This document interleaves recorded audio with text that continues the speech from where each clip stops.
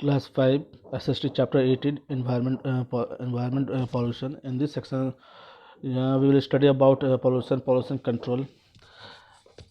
प्रदूषण के बारे में हम इस चैप्टर में पढ़ने वाले हैं. Pollution. Human beings are in integral part of the environment in which they live. They depend mainly on the environment. मनुष्य इन्वायरमेंट के लिए और इन्वायरमेंट के लिए मनुष्य का दोनों ही इम्पोर्टेंट है. और हम मानव जीवन इन्वायरमेंट पे पूरी तरह से निर्भर है, क्योंकि हम यहाँ पर ही सारे नेचुरल रिसोर्सेस जो चीज़ें हैं उसके द्वारा पे ही हमारा जीवन संभव है. अगर इसकी ये प्रदूषित होता है तो उससे हम पर भी इसका इफेक्ट देखने को मिलेगा. It's due to increasing comfort needs, modern lifestyle, industrialisation and booming population. आज के ज़माने में जैसे जैसे चीज़ें बढ़ती जा रही है, मॉडर्न लाइफस्टाइल, इंडस्ट्रियलाइजेशन के बढ़ने के कारण पोल्यूशन भी बहुत तेज़ी से हमारे यहाँ बढ़ता चला जा रहा है.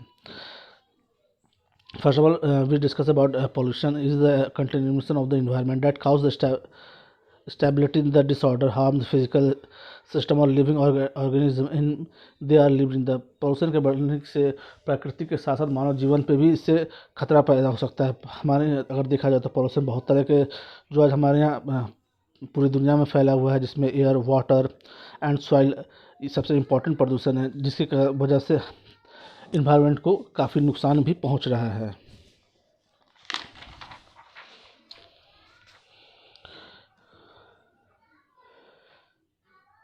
Among other effects, and like any other form of pollution, it also disrupt the ecosystem and can cause the health problem. इसके साथ साथ ही इकोसिस्टम और हमारे हेल्थ पर भी इसका असर देखने को मिलता है.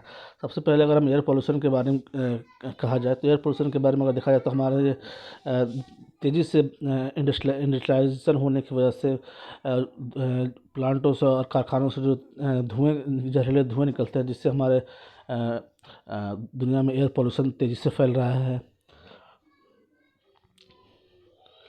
वाटर पोल्यूशन के बारे में अगर देखा जाए तो वाटर पोल्यूशन के बारे में देखा जाए तो इंडस्ट्रीज और कारखाने के द्वारा जो वेस्टेज होता है, जो गंदा वेस्ट पानी होता है, उनको नदियों में मिला दिया था, जिससे पानी भी पॉल्यूटेड हो जाती है, जिसको पीने से आम लोगों को भी इससे नुकसान हो सकता है.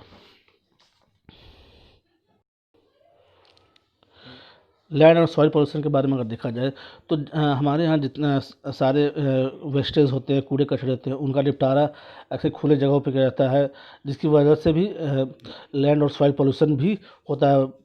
जहाँ पर हम कूड़े को डंप करते हैं उस जगह पर भारी मात्रा में कूड़े इकट्ठा हो जाते हैं, जिसकी वजह से भी एक लैंड और सॉइल पोल्यूशन होने का खतरा बना रहता है.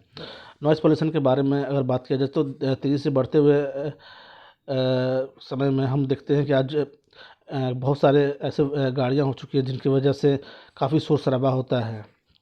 और उसके साथ साथ human being can here the softest sound of the intensity 20 decibels. एक मानव की क्षमता 20 डेसिबल तक ही सुनने की होती है, मगर उससे ज़्यादा अगर होने से ये इंसानी कान के लिए, ईयर्स के लिए खतरनाक साबित होता है. तो that's why we stop the noise pollution.